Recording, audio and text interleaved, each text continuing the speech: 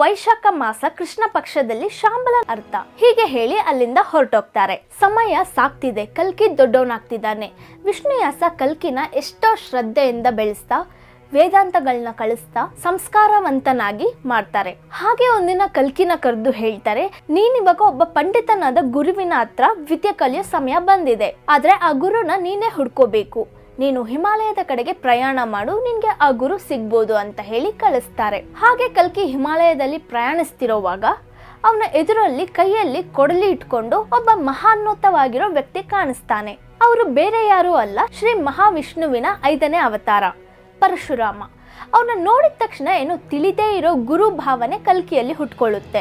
ನೀವು ನನ್ನ ಶಿಷ್ಯನಾಗಿ ಸ್ವೀಕರಿಸಿ ನನಗೆ ವಿದ್ಯೆ ಕಲಿಸಿ ಅಂತ ಕೇಳೋ ಅಷ್ಟರಲ್ಲಿ ಅವರೇ, ನೀನು ಏನ್ ಕೇಳ್ಬೇಕು ಅನ್ಕೊಂಡಿದ್ಯಾ ನನಗೆ ಗೊತ್ತು. ಎದುರಲ್ಲಿರೋದು ಮಹೇಂದ್ರಗಿರಿ ಅನ್ನೋ ಪರ್ವತ. ಆ ಪರ್ವತದ ಮೇಲೆ ನನ್ನ ಆಶ್ರಮ ಇದೆ, ಇನ್ನ ಅದೇ ನಿನ್ನ ಪಾಠಶಾಲೆ ಅಂತ ಹೇಳಿ ಕಲ್ಕಿನ ಅವ್ರ ಜೊತೆ ಆಶ್ರಮಕ್ಕೆ ಕರ್ಕೊಂಡು ಹೋಗ್ತಾರೆ. ಕಲ್ಕಿ ಪರಶುರಾಮನ ಆಶ್ರಮದಲ್ಲಿ 64 ವಿಧದ ವಿದ್ಯೆಗಳನ್ನ ಕಲ್ತ್ಕೊಳ್ತಾರೆ.